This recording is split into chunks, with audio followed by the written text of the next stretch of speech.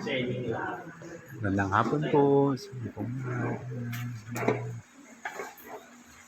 For Sunday, December 8, para ay tayo ay dapat kita natin ay pag-ibig. Sa taon nito, kailangan natin magmahalan at magkakaisa. Ang sabi ng Diyos sa akin, mga anak kayo, dapat kayo magkakasundo-sundo. Dahil ako ay sa inyo, wala akong ay pipiliin sa inyo kung kayo ay magkakasundo. Sa pangalan ni Jesus, sabi ng Ama, kahit anuman ang inyong mga riyon samahan, sa pangalan ni Jesus, ang dala natin lahat, dapat magkasundo-sundo tayo, pag-ibig ang iral natin ng lahat. Amen? Amen. Dahil sa akin, inborn ako, kakahulo-sulo ako, at ako ay napuntahan ko na Basilan, Siasi, Tawi-Tawi, hanggang Bicol, hanggang Davao, Cebu, lahat napuntahan ko na. Yun ang utos sa akin ng Diyos. Dahil kung may kumukuha sa akin at dinadala ko sa mga iba-ibang lugar. Dahil mayroon akong katungkulan ang dinala sa akin para ang mga may karamdaman. Dahil mga magulang nila, gusto nila ako mapalapad sa kanilang lugar. Ang sabi ko naman, kung ako ay dadalay ninyo, dapat maniwala kayo. Hindi ako nagpapagaling, yung naghimala sa inyo ang kagalingan. Kung naniwala kayo, ay Jesus ang isang himala. Kung hindi kayo naniniwala, walang sinuman darating ang himala sa inyo. Dahil ang himala, ang tunay, ang paniwala. Huwag natin sayangin ang dito tayo sa lupa. Inuulit-ulit ko dahil ang lupa, mundo ito, pagsamantala lang tayo lahat dito.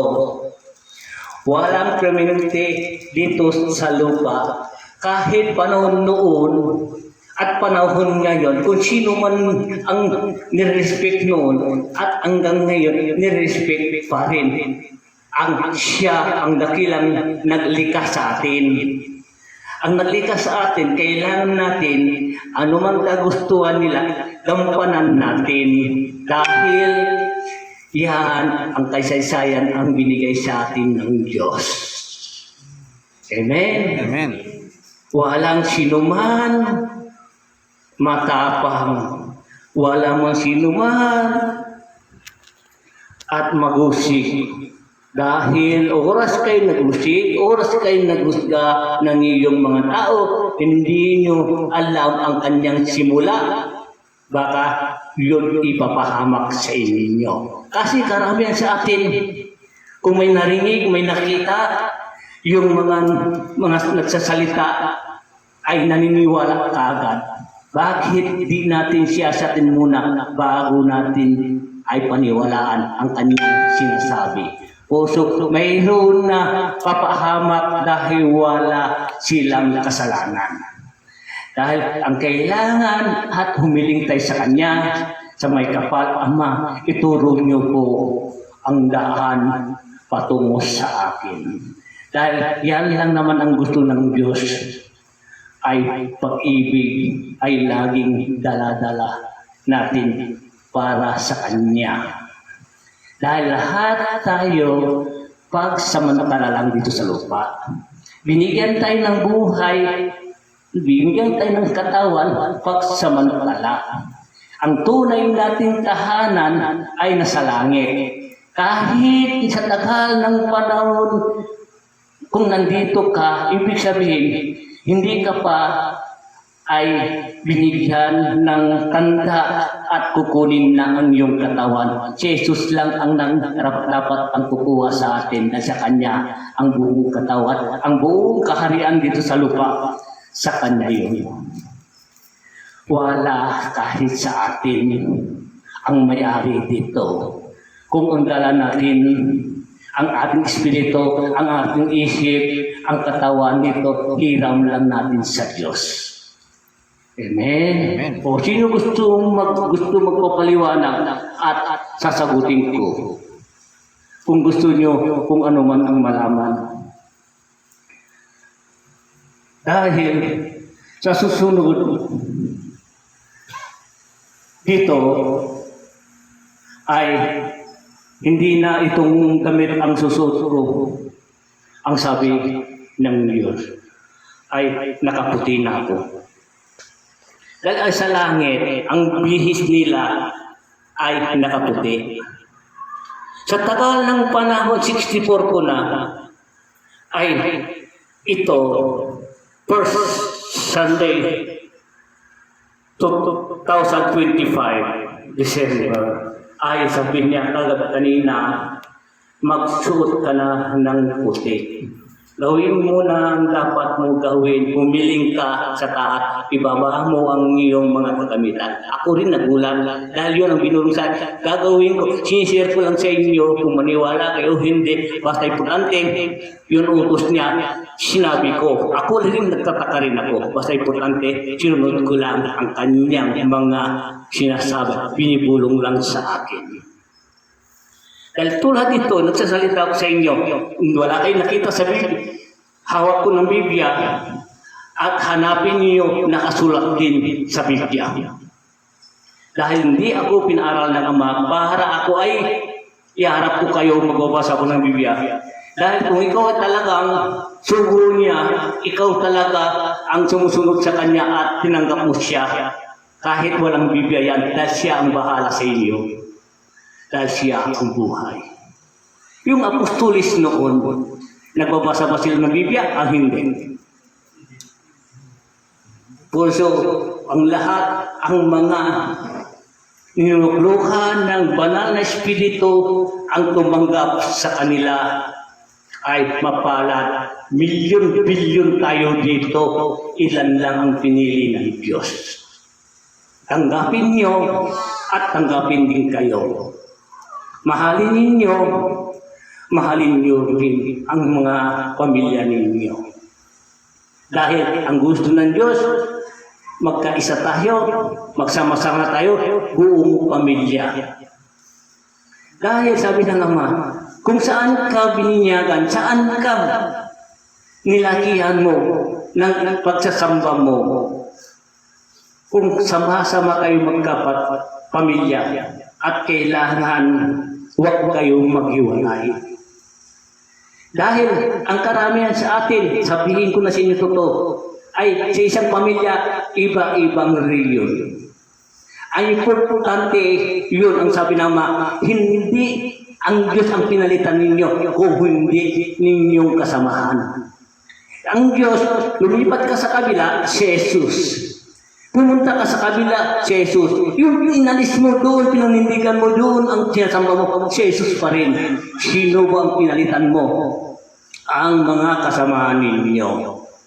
Dahil ako, lahat kayo, at ako ay patutungo sa inyo. Ako ang magliligtas sa inyo. Kailangan baguhin ninyo ang ugali ninyo. Dahil ang ugali yun ang nakakasira sa inyo. Dahil di kayo marunong magkumbaba, di kayo marunong makisama. Hindi nyo. May kabusol kayo sa isang kasamahan. Puso lumipat kayo. Tama, hindi? Dahil ang lalapit ka doon sa kabila, Jesus, doon nagwatak-watak ang pamilya. Iisa ang nagiran sa atin. Iisa ang nagbigay ng buhay sa atin. Iisa ang tagaligtas natin. Bakit tayo hindi magbago?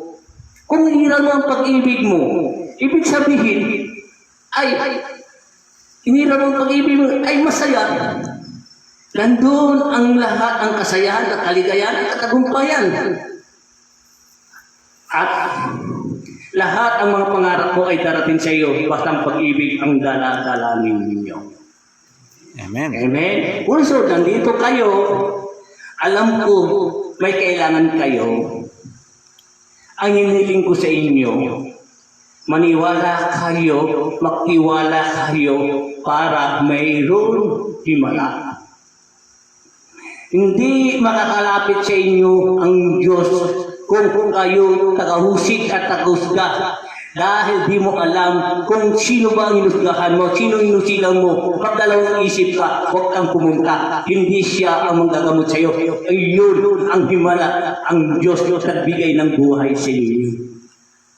Amen? Amen. Por sa lahat yan, sabi ng Ama, huwag niyong sayangin ang panahon nandito kayo sa lupa. Lahat kayo may hangganan. Kahit mayaman ka, kahit mahirap ka, kahit matalino ka, kahit ano man ang nandito na sa inyo sa lupa, ang may hangganan din kayong lahat.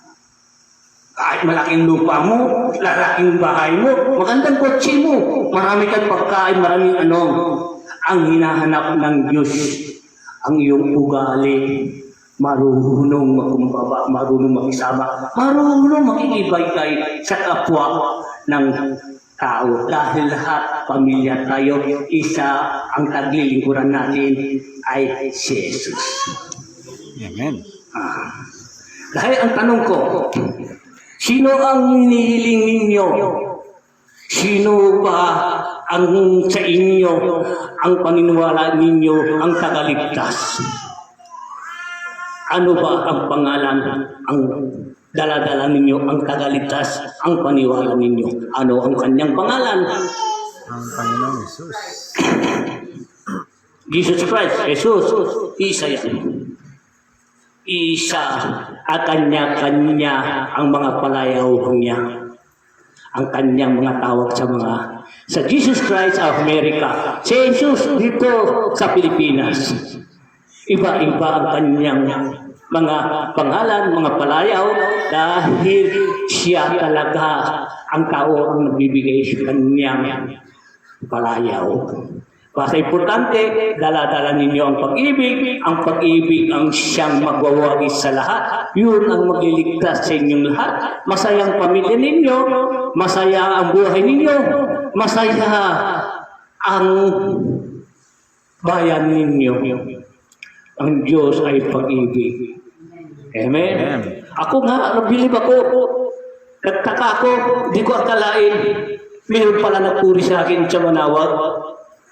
Kilala niyo yung matanda at kuwan doon sa simbahan at siya ay nag-aayos sa mga nag-aayos sa mga tao. Ngayon nakaupo siya doon sa gitna ng loob ng simbahan. Maraming tao. Ano mo ang sinabi niya sa akin? Tinawag ko kayo Jesus ko. Tinawag ko. Ano sabi niya? Alam ko yung ganito doon naman, Jesus, sabi po niya sa inyo. Halika dito. Magbihis ka na ng gamit mo puti. Puti. Hindi ako.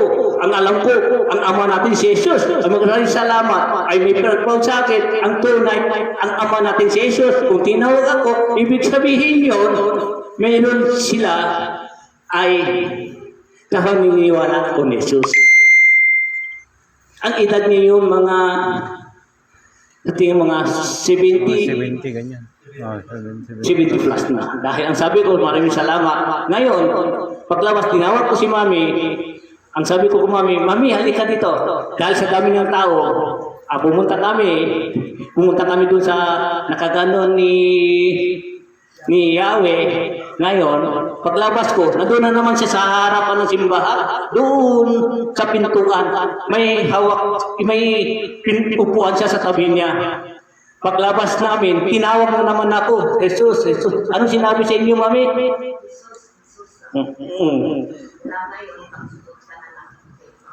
Wow!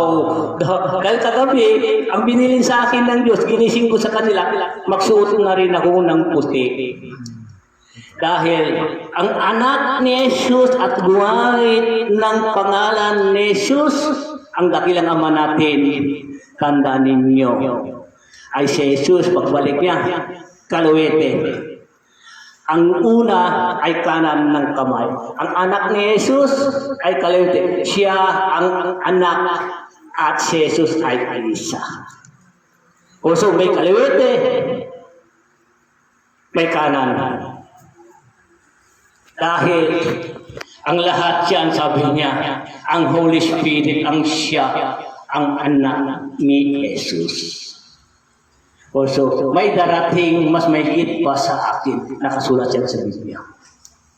Mas mahigit pa. Kung sa akin naman, hindi ako tinataas ang aking sarili. Nagtataka ko, bakit mga taong lumuluklok sa kanila, sila ang nagpapatuto sa akin. Hindi ako. Kumikinig lang ako at pinapaliwanag ko. Tulad pumunta kami sa Quiapo. Hapon, tapos ng misa, paglabas, bumalik ang pari. Anong sabi ni pari?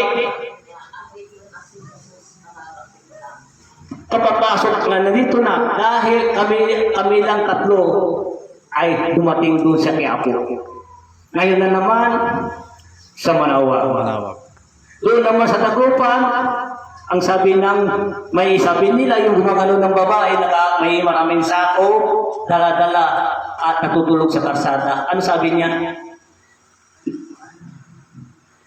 Nagbigay ng pulubi, sabi nila, ay sa tingin ng pulubi, hindi, dahil yun talagang binigay sa kanya tinata.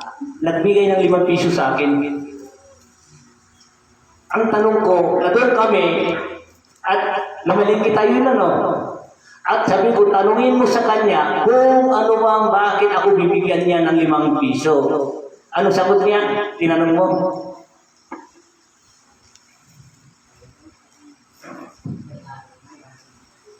Ang lahat ang kayaman at lahat ang santo-santa at sa kanya isusurrender ang kagamitan ng lahat.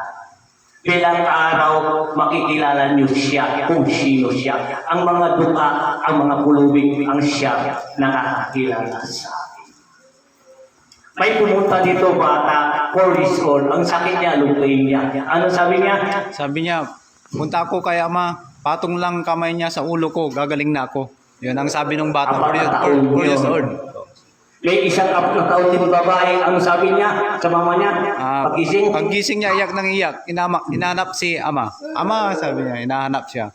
Gusto nila rin ako Makita si ama. Di ako na alam ko, basta importante at kinikinto ko lang sa inyo ang nangyayari dito sa lupa. Dahil ako ay inborn ako, bata pa ako, nagagamot na ako. Year 2000, hindi na ako nagugupit ng buhok ko dahil ayaw ko magugupit sa akin ng ama. Isa lang naggupit sa akin, taga Bicol, isang babae. Naghanda siya ng maraming pagkain. Ang ginuminutan lang sa akin, akala ko, tunay gupit, hindi pala. Slitting lang ang ginupit sa akin, kataw hiningi niya ang buhok ko. Sabi ko, kunin, buhok lang yan, hindi mahalaga ang buhok mo. Dahil siya rin nagsurrender sa akin, 7,777. Dahil ang lahat siya ng walang posible, siyang posible sa Diyos. Dahil kailangan natin ang maniwala kayo sa sarili niyo, magtiwala kayo sa sarili niyo, magtiwala kayo sa may nagbigay ng buhay sa atin. Lahat tayo ginamit ng Diyos para tayo magbalik loob sa Kanya. Huwag natin iral ang sarili natin hindi magna. Alisin natin ang bunutin, ang di magandang gawain. Ito, December. At anong na yun? 7. Ibig sabihin nun, December 7, 2025, 777. Number God. Ang iral natin, ang binigay ng Diyos pag-ibig. Huwag natin sayangin ang panahon nandito. Kailangan pag-ibig, kahit anumang religion, kailangan natin magmahal ang bawat isa sa atin. Ang hawak natin, ang tagaligtas natin ay si Jesus. Hindi yung pagkakataluhan, hindi ang dudulungan. Kung mayroon kang alam, i-share mo sa amin. Kung may alam kami, i-share ko sa inyo, magdagat kayo ng karunungan, ilakalat natin sa mga taong gusto kuminig ng salita ng Diyos. Kailangan pag-ibig ang ira ng bawat isa sa atin. Di natin pwede magusga, manlait. Yan, ang magpapahamak sa sarili mo. Wala ang panahon ng paggusto ng Diyos, pag-ibig. Kung sino siya noon, siya pa rin hanggang ngayon. Yun lang ang sasabihin, itong basbas sa inyo. Yes.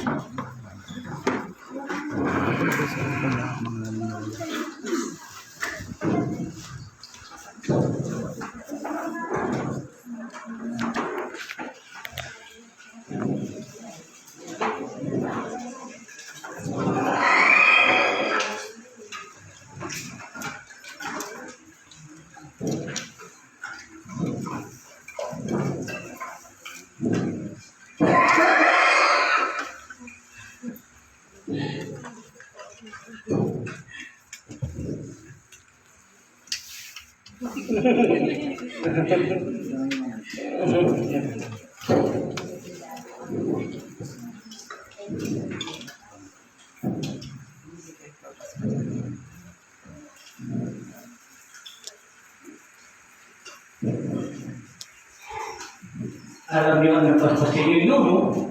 Hawak yung Holy Spirit.